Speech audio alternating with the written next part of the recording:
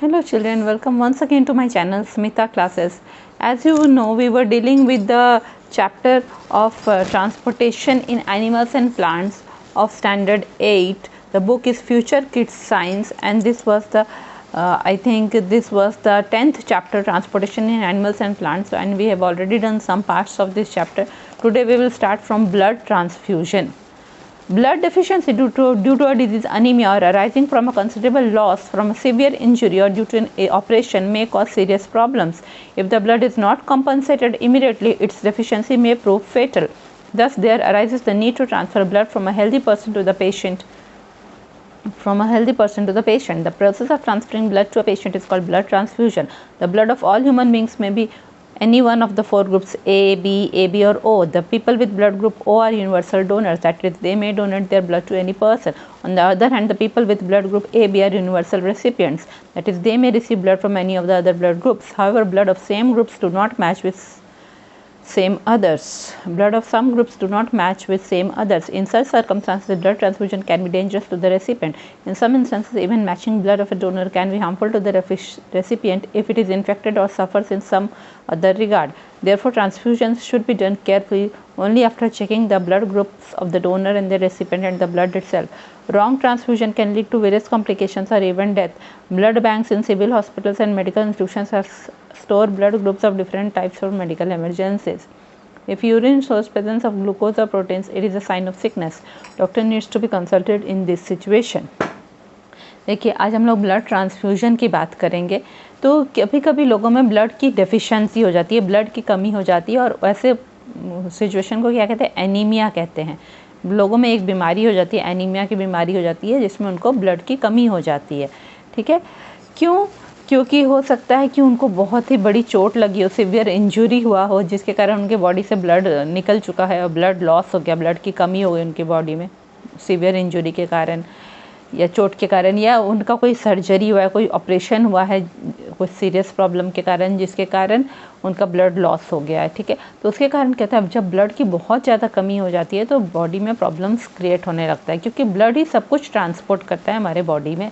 ठीक है, तो अगर ब्लड का कमी हो गया बॉडी में, उसको तुरंत कंपनसेट नहीं किया जाए, पेशेंट को दोबारा से ब्लड जल्दी दिया नहीं जाए, ट्रांसफ़र नहीं किया जाए पेशेंट के बॉडी में ब्लड, ठीक है, तो क्या होगा कि ब्लड की कमी से पेशेंट जो है वो मर भी सकता है. ठीक है, तो ये जो प्रोसेस होता है कि एक हेल्दी पर्सन के बॉडी से एक पेशेंट को ब्लड ट्रांसफ़र किया जाए, इस प्रोसेस को ब्लड ट्रांसफ्यूजन कहते हैं. पर है कि ब्लड हम लोग ऐसे ही ट्रांसफ़र नहीं कर सकते हैं. ठीक है, सब लोग का ब्लड का एक ग्रुप होता है, जितने भी ह्यूमन बींग्स है वो 4 में से कोई एक ग्रुप उनके ब्लड का होता है. ठीक है, या तो ए ग्रुप होगा या बी ग्रुप या ए बी या ओ ग्रुप होगा. ठीक है, तो जिन लोगों का ब्लड ग्रुप ओ होता है वो लोग यूनिवर्सल डोनर कहलाते हैं. क्यों? क्योंकि वो लोग किसी भी ब्लड ग्रुप टाइप को अपना ब्लड दे सकते हैं. ठीक है, जबकि जिन लोगों का ब्लड ग्रुप ए बी होता है, A B blood group, A B mix करके ए बी, तो वो लोग यूनिवर्सल रेसिपिएंट्स होते हैं. वो लोग किसी भी दूसरे ब्लड ग्रुप से ले सकते हैं ब्लड. ए बी वाले ए से भी ले सकते हैं, बी वाले से भी, ओ वाले से भी, और ओ वाले ए को भी दे सकते हैं, बी को भी, या ए बी वाले को भी दे सकते हैं. तो ओ हो गया यूनिवर्सल डोनर और ए बी हो गया यूनिवर्सल रेसिपिएंट. ठीक है, अब कुछ लोगों का ब्लड जो है दूसरे लोगों के साथ कई बार मैच नहीं करता है. हाँ, ऐसे केसेस में जो है ब्लड ट्रांसफ्यूजन बहुत ही डेंजरस हो सकता है. किसके लिए? जिसको मिल रहा है, रेसिपिएंट के लिए, अगर उसका ब्लड मैच नहीं किया डोनर के साथ. ठीक है, और कई बार होता है कि ब्लड मैच तो कर जाता है डोनर और रेसिपिएंट का, पर क्या होता है कि जो है जो डोनर है उसका ब्लड थोड़ा इन्फेक्टेड होता है. ठीक है, उसको कोई बीमारियां होती हैं डोनर को अगर, तो वैसे में जो है इन्फेक्टेड ब्लड रहता है, तो वो जो है रेसिपिएंट अगर ले लेगा तो उसको भी कई तरह की बीमारियां हो सकती हैं. इसीलिए ये जो ट्रांसफ्यूजन्स है उसको केयरफुली करना चाहिए, है ना. ब्लड ट्रांसफ्यूजन को केयरफुली करना चाहिए, अच्छे से ब्लड ग्रुप्स को चेक करके, वो व्यक्ति कोई डिजीज़ है कि नहीं उस व्यक्ति को, डोनर को, वो सब देख के अच्छे से चेक करना चाहिए. ठीक है, गलत ट्रांसफ्यूजन अगर होगा तो बहुत सारा कॉम्प्लिकेशंस हो सकता है और पेशेंट की डेथ भी हो सकती है. देखो, बहुत सारे सिविल हॉस्पिटल्स जो होते हैं, गवर्नमेंट हॉस्पिटल्स वगैरह भी, उसमें ब्लड बैंक बना रहता है ठीक है। और बहुत सारा मेडिकल इंस्टीट्यूशंस होता है वो भी ब्लड स्टोर करता है अपने ब्लड बैंक में अलग अलग ब्लड ग्रुप का, ताकि जब कोई मेडिकल इमरजेंसी हो, किसी पेशेंट को तुरंत ब्लड की ज़रूरत हो तो उसे वो ब्लड मिल सके, ठीक है, ब्लड बैंक से लाया जा सके ब्लड। यहाँ आगे और एक चीज़ दिया है कि अगर हम पेशेंट के यूरिन में ग्लूकोज या प्रोटीन्स का अमाउंट दिखाई दे रहा है, यूरिन टेस्ट करने पे ग्लूकोज या प्रोटीन का अमाउंट दिखाई दे रहा है, इसका मतलब कि वो पेशेंट बीमार है, उसको तुरंत डॉक्टर को कंसल्ट करना चाहिए, ठीक है। ये एक फैक्ट दिया है। अब आगे हम लोग पढ़ेंगे excretion in animals and excretion in human beings, ठीक है, वो हम लोग पढ़ेंगे। Various life processes taking place inside the body of an organism produce some waste product. These waste products are usually toxic and if allowed to remain inside the body may prove to be fatal. The removal of these waste materials in the form of solids, liquids or gases from the cells of living organisms is called excretion. It is essential in order to maintain proper and healthy growth and sustenance of an individual. The parts or organs that are involved in the process of excretion form the excretory system. In unicellular organisms like amoeba and other simple organisms like Paramecium, Euglena or Hydra, the waste products such as carbon dioxide diffuse out of their body through the cell membrane because their body surface is exposed to the environment through the cell membrane only. In case of organisms like earthworms and leeches, specific excretory tubular systems known as nephridia help in excretion. In case of insects like cockroaches, specialized excretory organ known as Malpighian tubules are used. In case of vertebrates, kidney is the main organ that help in the removal of waste product from the body. Our body requires about 2 to 3 liters of water every day in order to flush out urea and to keep it under control in our body. ठीक है। अब हम लोग excretion के बारे में पढ़ेंगे।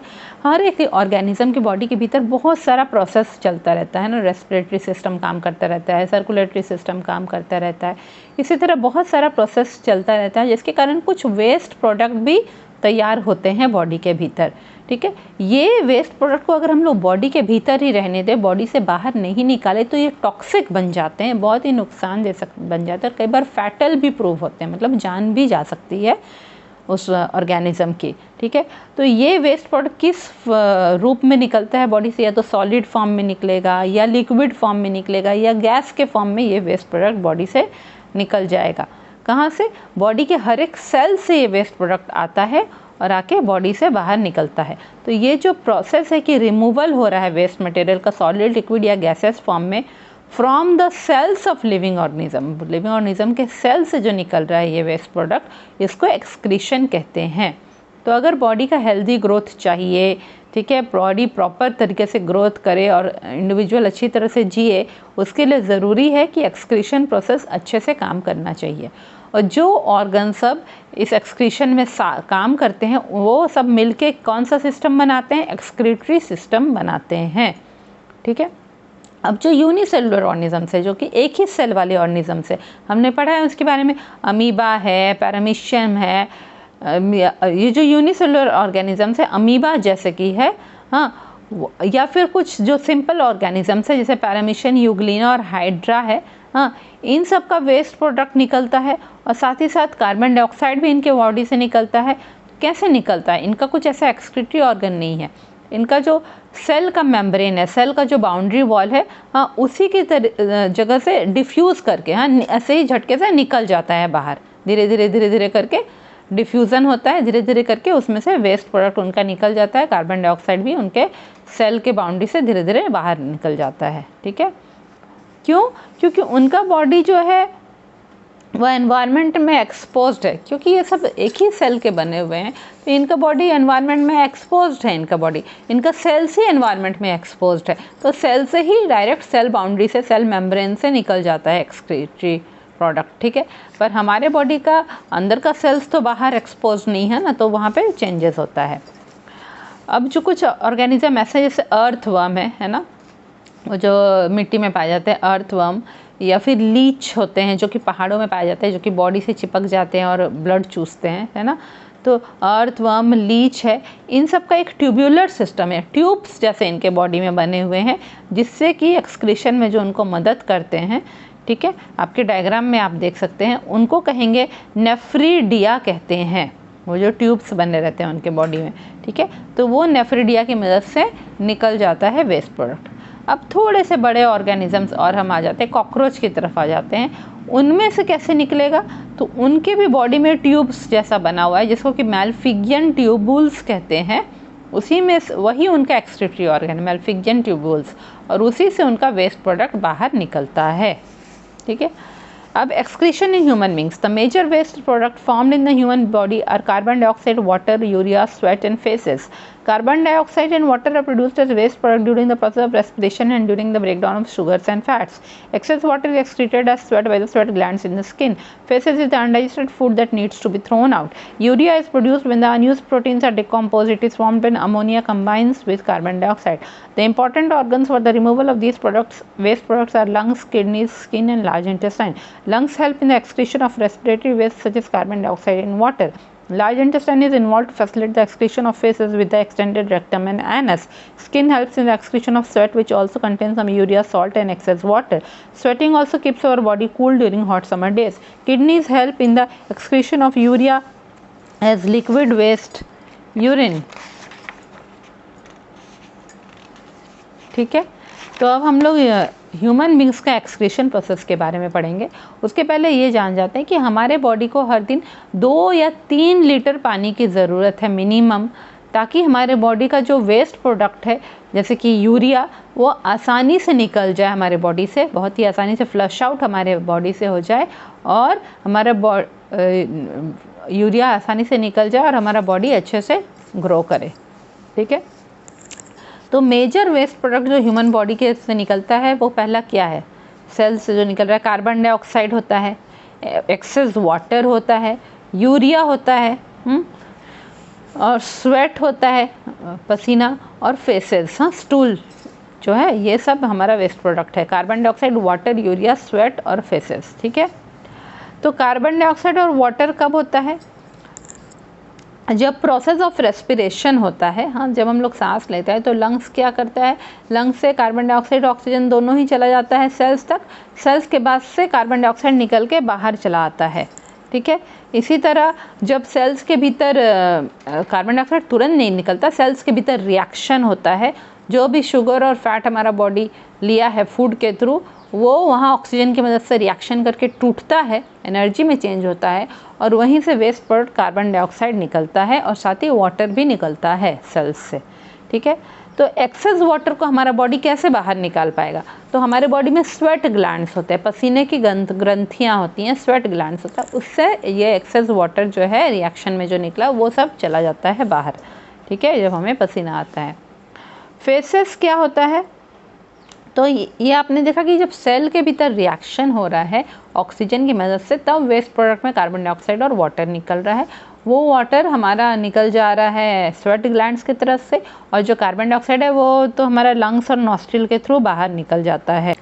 अब जो हम लोग फूड खा रहे हैं, ठीक है, तो जो फूड खा रहे हैं तो बहुत सारा फूड का पार्ट डाइजेस्ट हो जाता है, जो कि हमारा बॉडी इसमें से न्यूट्रिएंट ले लेता है, और बहुत सारा अनडाइजेस्टेड फूड होता है जो कि हमारा बॉडी बाहर निकाल देता है, उसे कहते हैं faces.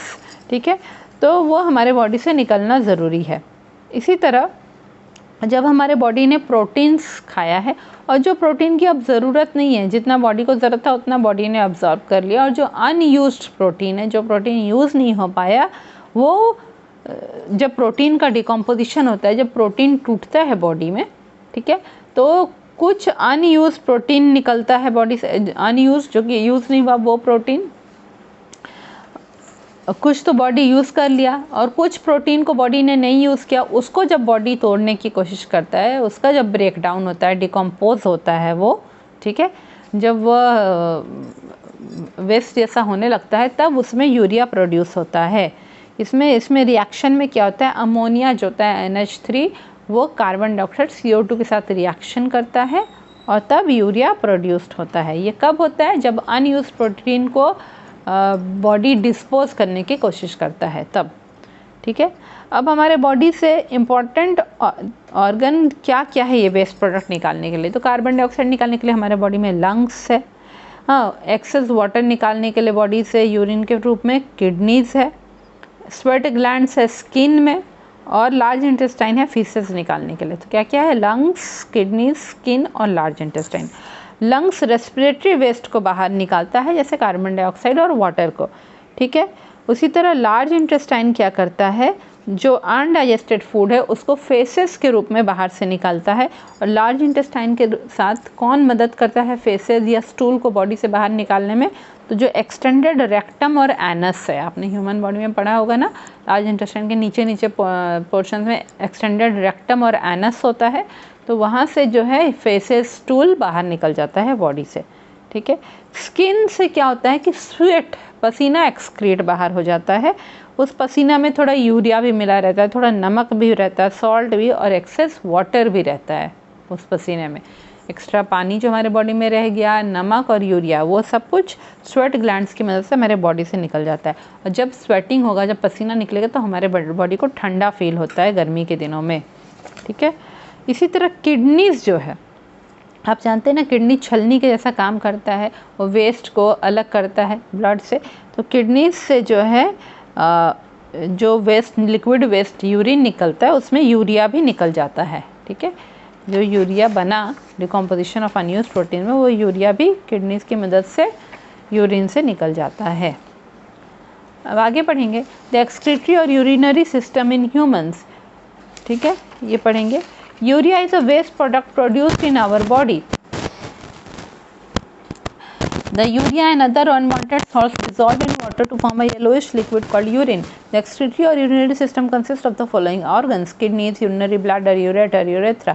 Kidneys are positioned at the level of the waist on either side of the backbone. Kidneys are bean-shaped, brick red in color, and each kidney weighs about 150 grams. Each kidney is made up of thousands of coiled tubes known as nephrons. When blood reaches kidneys, it contains both useful and harmful substances. The useful substances are riveted back into the blood, and the funnel-like structures of nephron acts as filter and separate the harmful materials from the blood. All outlets of nephrons of both the kidneys join up in the form of two tubes known as ureters.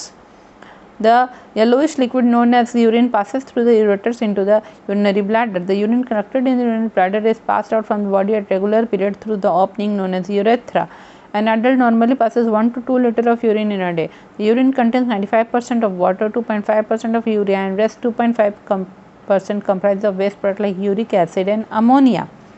Kidney failure.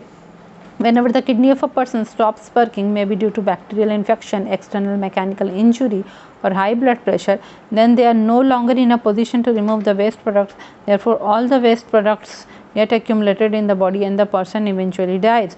Hemodialysis enables a patient with kidney failure to survive more or less indefinitely. Hemodialysis is carried out through an artificial kidney, often referred to as a dialysis machine. Kidney failure may be rectified by hemodialysis or transplantation. The procedure used for cleaning the blood of a person by separating the waste product urea from it is called dialysis. ठीक है। अब हम लोग excretory या urinary system के बारे में पढ़ेंगे ह्यूमंस का बॉडी में जो एक्सक्रीटरी या यूरिनरी सिस्टम होता है। सबसे बड़ा वेस्ट हमारे जो प्रोड्यूस हो रहा है वो होता है यूरिया और अनवांटेड सॉल्ट। ऐसे खाने से बहुत तरह के सॉल्ट्स हमारे बॉडी में जा रहे हैं, केमिकल्स जिसकी ज़रूरत नहीं है। तो यूरिया और अनवांटेड सॉल्ट्स जो है बॉडी के एक्सेस वाटर में डिज़ोल्व होकर एक येलोइश लिक्विड बनाते हैं, जिसे यूरिन बोलते हैं, जो हमारे बॉडी से बाहर निकल जाता है। तो हमारे बॉडी का जो यूरिनरी सिस्टम या एक्सक्रीटरी सिस्टम हम कहेंगे, तो उसमें कौन से ऑर्गन्स हैं? किडनीज है, यूरेटर है, यूरिनरी ब्लैडर है और यूरेथ्रा है, ठीक है। किडनीज जो है हमारे बॉडी के पीछे साइड में, मतलब हमारे बैकबोन, हमारे बॉडी में पीछे जो वेस्ट है, हमारा जो कमर है, ठीक है, वेस्ट में दोनों साइड में रहते हैं, ठीक है, back side of the body में रहते हैं, बैकबोन के दोनों तरफ रहते हैं। किडनी कैसे कलर का होता है? ब्रिक रेड कलर का होता है, ईंट के जैसा रेड कलर का होता है और बीन के जैसे शेप में होता है। हर एक किडनी का वेट 150 ग्राम होता है, 150 ग्राम होता है। हर एक किडनी क्या चीज़ से बना हुआ है? बहुत सारे छोटे छोटे ट्यूब्स है जो गोल गोल गोल गोल घूम के किडनी बनाए हैं, कॉइल ट्यूब से बना हुआ है। उस ट्यूब्स को नेफ्रॉन कहते हैं, ठीक है। अब जो है ब्लड जब है वह जाता है, जब किडनी में ब्लड हमारे बॉडी से हो के ब्लड जो है किडनी पे जाता है, तो ब्लड में दोनों तरह के सब्सटेंस होते हैं, हार्मफुल भी और यूजफुल सब्सटेंस भी होते हैं। यूजफुल सब्सटेंस वापस किडनी ब्लड में भेज देता है, और जो ये नेफ्रॉन बने रहते हैं, ये जो गोल गोल कॉइल करके ट्यूब रहते हैं, घुमा घुमा के ट्यूब बने हुए हैं, वो नेफ्रॉन एक फनल के जैसा काम करते हैं, एक कुप्पी के जैसा काम करते हैं, जिससे कि फ़िल्टर हो जाएगा, ठीक है, जिससे कि ब्लड फ़िल्टर होता है, ठीक है, और उससे ब्लड से हार्मफुल सब्सटेंस को वो अलग कर देता है, ठीक है, नेफ्रॉन से हार्मफुल सब्सटेंस। नेफ्रॉन एक फ़नल के जैसा, जैसे लेबोरेटरी में कांच का फ़नल होता है ना, वैसे ही नेफ्रॉन एक फ़नल के जैसा काम करता है और वो हार्मफुल सब्सटेंस को ब्लड से अलग कर देता है। जो अच्छा ब्लड होता है वो वापस, जो यूज़फुल सब्सटेंस होता है वो ब्लड में वापस भेज देता है, और जो हार्मफुल सब्सटेंस है वो कहाँ जाता है। तो जो भी नेफ्रॉन का जो आउटलेट है, ठीक है, नेफ्रॉन से जो निकलता है बाहर, नेफ्रॉन से 2 पाइप जुड़े हुए हैं, ठीक है, 2 ट्यूब जुड़े हुए हैं जिन्हें हम यूरेटर्स कहते हैं, और ये यूरेटर जाके यूरिनरी ब्लैडर में जुड़े हुए हैं। तो जो हार्मफुल सब्सटेंस है वो ये यूरेटर के थ्रू होके यूरिनरी ब्लैडर में आते हैं, ठीक है, ये यूरेटर के थ्रू। तो जब वो जो हार्मफुल सब्सटेंस है वो वाटर में मिलके क्या बन गए, यूरिन बन जाते हैं, ठीक है, जो ब्लड का हार्मफुल सब्सटेंस है, और वो यूरिन जो है वो यूरिनरी ब्लैडर में आ जाता है कुछ रेगुलर पीरियड में। तो 3-4 घंटे में लोगों को यूरिन पास करने का इच्छा होता है, ठीक है। तो कुछ घंटों बाद जो है यूरिन कलेक्ट होता है यूरिनरी ब्लैडर में, और फिर हमारे बॉडी से यूरिन बाहर निकलता है। टॉयलेट जाते लोग तो बाहर निकलता है, वो यूरेथ्रा से यूरिन बाहर निकल जाता है, ठीक है। नॉर्मली एक एडल्ट पर्सन जो है वो 1 से 2 लीटर ऑफ यूरिन हर दिन ही बाहर निकालता है। यूरिन में होता क्या है, उसमें तो 95% पानी ही रहता है, क्योंकि वो पानी में मिला रहता है। 2.5% यूरिया रहता है, और 2.5% दूसरा वेस्ट प्रोडक्ट होता है, जैसे एसिड होगा, कुछ यूरिक एसिड, अमोनिया, ठीक है, जो हमारे फूड वगैरह के थ्रू बॉडी में जा रहा है। तो यूरिक एसिड, अमोनिया, 95% वाटर और 2.5% यूरिया रहता है यूरिन में, ठीक है। तो वो सब किडनी का नेफ्रॉन से फिल्टर होके यूरेटर में आके यूरेथ्रा के थ्रू बाहर निकल जाता है, ठीक है।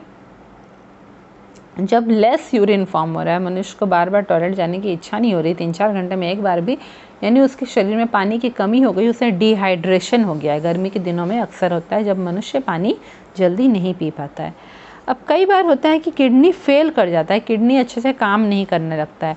ऐसा कब होता है, अगर कुछ बैक्टीरियल इन्फेक्शन हुआ है बॉडी में, बैक्टीरिया ने अटैक किया है तब, या एक्सटर्नल मैकेनिकल इंजरी हुआ है, आपके बॉडी के बैक साइड में आपको बहुत ज़ोर से चोट लगी है बाहर से, किडनीज पे असर पड़ा है तब, या फिर आपका ब्लड प्रेशर अगर हाई रह रहा है, हाँ, और आप मेडिसिन खा के उसको कंट्रोल नहीं कर रहे हैं, हाई ब्लड प्रेशर रह रहा है, वैसे में किडनी फेल कर जाता है, किडनी काम करना बंद कर देता है, और वो वेस्ट प्रोडक्ट को ब्लड से अलग नहीं कर पाता है।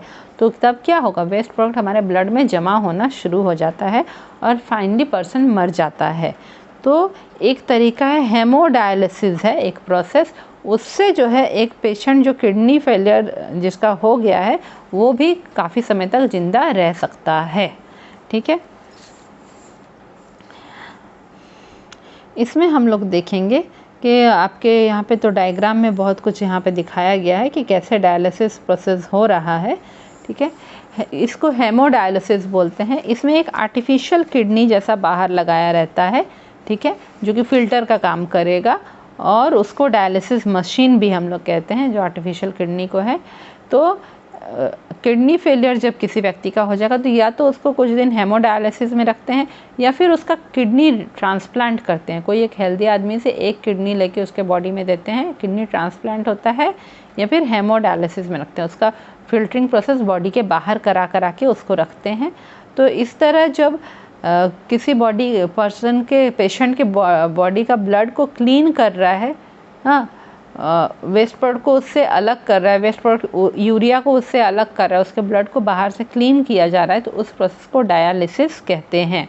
Cleaning of a blood of a patient, हाँ, by separating the waste product is known as dialysis. यहाँ पे आप देखेंगे आपके डायग्राम में डायलिसिस प्रोसेस दिखा गया है। उस व्यक्ति का वेन जो होता है, हाँ, वहाँ से एक पाइप लगाया गया है, हाँ, और वो पंप के थ्रू वो सेलेक्टिवली परमिएबल मेम्ब्रेन एक होता है, वहाँ पे वो जा रहा है, ठीक है, वो ब्लड वहाँ पे जा रहा है, ठीक है। और जो है उसके बाद वहाँ से वो कहाँ जा रहा है, वो डायलाइजिंग सोल्यूशन में जा रहा है, मतलब कि वहाँ पे वो फ़िल्टर हो जा रहा है, जो सेलेक्टिवली परमिएबल मेम्ब्रेन है वहाँ पे वो फ़िल्टर हो जा रहा है, और जो वेस्ट है वो चला जा रहा है ये जो मेम्ब्रेन है, मेम्ब्रेन मतलब हम बोल सकते हैं सिलेक्टिवली परमेबल मेम्ब्रेन, ज़्यादातर जो है मैक्सिमम ये पार्चमेंट पेपर होता है या एनिमल का स्किन से बना रहता है, ठीक है, एक तरह का छलनी जैसा होता है। तो उससे ब्लड आपका प्यूरिफाई हो रहा है और जो वेस्ट प्रोडक्ट है ब्लड का वो चला जा रहा है एक अलग बॉटल में जहाँ की यूरिया और एक्सेस सॉल्ट है। ये जो मेम्ब्रेन रखा हुआ है वो एक डायलिसिस सोल्यूशन में ही रखा हुआ है, डायलाइजिंग सोल्यूशन में ही रखा हुआ है। अब जो है और अब जो है ये जो मेम्ब्रेन डायलाइजिंग सोल्यूशन में रखा है तो उसमें हमेशा से फ्रेश डायलाइजिंग सोल्यूशन भेजा जा रहा है और एक तरफ से वेस्ट प्रोडक्ट निकलते आ रहा है और फिर इसमें ब्लड जब छन जा रहा है, ब्लड फिल्टर हो जा रहा है तो फिर एक दूसरे ट्यूब के थ्रू वो ब्लड वापस बॉडी में चला जा रहा है, ठीक है। तो इस तरह जो है डायलिसिस किया जा रहा है। डायलिसिस बहुत ज़्यादा दिन तक हम नहीं कर सकते हैं, उसके बाद किडनी ट्रांसप्लांट कराना ही पड़ेगा।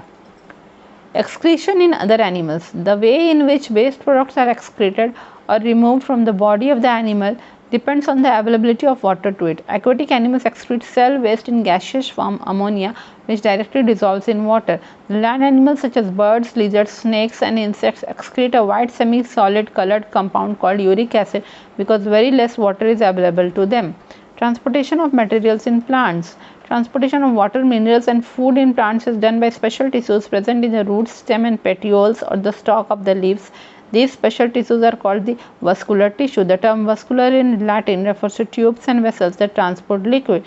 A tissue is a group of cells that perform specialized function in an organism. A vascular tissue for the transport of water and minerals in the plant is called the xylem. अब तो हमने human beings में हम लोगों ने पढ़ लिया कि कैसे एक्सक्रीशन हो रहा है, ठीक है। किडनी छलनी का काम कर रहा है और फिल्टर का काम कर रहा है किडनी का जो नेफ्रॉन से। अब जो है और जब किडनी फेल हो जाता है तो हम हेमोडायलिसिस मेथड के थ्रू बाहर आर्टिफिशियल तरीके से किडनी का काम कराते हैं, ठीक है, आर्टिफिशियल किडनी के थ्रू, जिसको डायलिसिस मशीन कहते हैं। अब हम दूसरे एनिमल्स का एक्सक्रीशन प्रोसेस देखेंगे। तो ठीक है, दूसरे एनिमल्स की बॉडी से कैसे वेस्ट प्रोडक्ट निकल रहा है वो डिपेंड करता है कि वो एनिमल को कितना वाटर अवेलेबल है, वो एनिमल को कितना वाटर मिल रहा है, ठीक है। जो एक्वाटिक एनिमल्स होते हैं, जो पानी में रहने वाले जीव जंतु होते हैं, ठीक है, उनके बॉडी से जो उनके सेल्स के बॉडी के सेल्स से जो वेस्ट निकलता है वो गैसियस फॉर्म में निकलता है, ठीक है। वो स्टूल फॉर्म में नहीं निकलता, गैसियस फॉर्म में निकलता है, अमोनिया के फॉर्म में निकलता है उनके बॉडी से निकल के और वो डायरेक्ट पानी में डिज़ोल्व हो जाता है, ठीक है। इसी तरह जो लैंड एनिमल्स होते हैं, ज़मीन पे रहने वाले जीव जंतु होते हैं, जैसे चिड़ियाँ हैं, छिपकली, लिजर्ड है, सांप है, इंसेक्ट है, हाँ, ये लोग के बॉडी से white semi solid coloured compound निकलता है। हमने देखा ना, छिपकली जब पॉटी करता है तो एक वाइट कलर का थोड़ा निकलता है और ब्लैक कलर का निकलता है, हाँ, तो वो जो वाइट सेमी सॉलिड एक कलर्ड कंपाउंड निकलता है, यूरिक एसिड, वो उनके बॉडी से निकलता है। क्यों? क्योंकि ऐसे जो जानवर है, सांप, कीड़े और छिपकली, चिड़िया, इन लोग को बहुत कम पानी मिलता है। ये लोग पानी ज़्यादा पीते भी नहीं, इनको पानी मिलता भी नहीं है, इसलिए इनका जो एक्सक्रीटरी प्रोडक्ट होता है वो सेमी सॉलिड वाइट कलर का होता है, ठीक है। इनसे चिड़िया लोग भी वाइट कलर का पॉटी करते हैं ना। और वही जो एक्वाटिक एनिमल है, जो पानी में रहने वाला जीव जंतु है, वो गैसियस फॉर्म में अमोनिया अपने बॉडी में वेस्ट के रूप में निकाल देते हैं। अब प्लांट्स में ट्रांसपोर्टेशन कैसे हो रहा है? जो भी प्लांट में ट्रांसपोर्टेशन, और प्लांट में क्या होगा, रूट से वाटर जाएगा, मिनरल्स जाएगा, और फिर प्लांट के पत्तों में खाना बनेगा, वो जाएगा हर एक बॉडी पार्ट में प्लांट के। तो ये किसके थ्रू होता है? तो कुछ स्पेशल तरह का टिश्यू रहता है, रूट्स में रहता है, स्टेम में रहता है, हाँ, पेटियोल्स जो पेटल्स होता है वहाँ पे रहता है, पेटल्स के नीचे का जो डंडा रहता है ना ग्रीन कलर का, जिसके ऊपर फूल उगे रहते हैं, जो कि स्टॉक कहते हैं, ठीक है, तो वहाँ पे भी रहता है। ये सब जगह पे कुछ स्पेशल टिश्यू रहते हैं जिनको कि हम वस्कुलर टिश्यू बोलते हैं, और वो यही प्लांट में ट्रांसपोर्टेशन में मदद करते हैं, वस्कुलर टिश्यू। वस्कुलर का मतलब लैटिन भाषा में होता है ट्यूब्यूल्स और वेसल्स दैट ट्रांसपोर्ट लिक्विड। ऐसा ट्यूब्स और ऐसा वेसल्स जो लिक्विड को ट्रांसपोर्ट करते हैं इधर उधर, उसको वस्कुलर कहते हैं लैटिन भाषा में। उसी से बना है ये वस्कुलर टिश्यू जो पौधों में रहता है, जो कि ट्रांसपोर्टेशन में मदद करता है।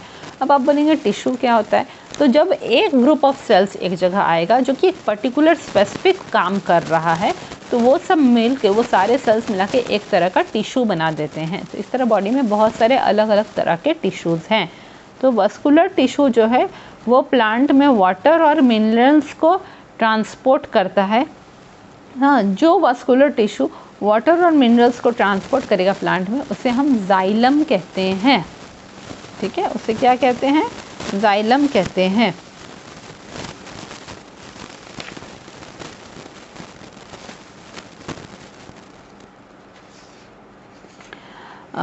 आज के लिए इतना ही, और इसके बाद हम ट्रांसपोर्टेशन ऑफ मटेरियल्स प्लांट को थोड़ा और आगे पढ़ेंगे। ठीक है, आगे पढ़ेंगे और एक पार्ट में ये चैप्टर हमारा ख़त्म हो जाएगा। उसके बाद हम लोग उसके नए चैप्टर में चले जाएंगे। ये तो हमारा 10th चैप्टर था। उसके बाद हम लोग 11th चैप्टर में जाएंगे जो कि रिप्रोडक्शन इन प्लांट्स होगा। ठीक है, वो भी काफ़ी बड़ा चैप्टर है, उसे भी पढ़ के उसे भी हम लोग ख़त्म करेंगे। फिर हम लोग आगे के चैप्टर्स में जाएंगे, और ज़्यादा कुछ चैप्टर्स आपके बचे नहीं हैं, ऑलमोस्ट बहुत सारा मैंने कवर कर दिया है। ठीक है, मेरे वीडियो को अपने फ्रेंड्स लोग के साथ ज़रूर शेयर करें, और हमेशा वीडियो देखते रहें। अब तो वीडियोस हर समय आता रहेगा, कुछ कुछ इंटरवल पे नए नए वीडियोस आते रहेंगे, और आपको क्लियर भी होता रहेगा। अगर आपको कुछ भी डाउट्स है तो आप कमेंट कर सकते हैं, कमेंट करके पूछ सकते हैं। ठीक है, या फिर आप कोई सजेशन देना चाहेंगे तो जल्दी ही मिलते हैं हम नए वीडियो में। तब तक के लिए वीडियो देखते रहें, चैनल को सब्सक्राइब करें और शेयर भी करते रहें। Thank you.